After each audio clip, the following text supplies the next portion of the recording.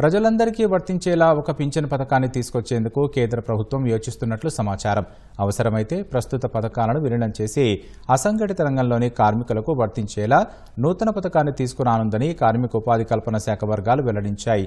నిర్మాణ రంగ కార్మికులు, ఇళ్లలో పనులు చేసేవారు, గిగ్ వర్కర్లు వంటి వారికి ప్రభుత్వ నిర్వహణలోని కొన్ని పథకాలు అందకపోవడంతో వారికి వర్తించేలా సార్వత్రిక పథకాన్ని తీసుకురానుందని తెలిపింది.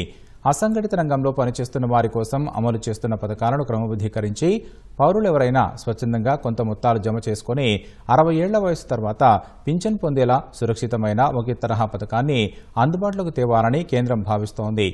కొత్త పథకంపై ఉద్యోగుల భవిష్య నిధి సంస్థ ఈపీఎఫ్ఓ కసరత్తు చేస్తోంది.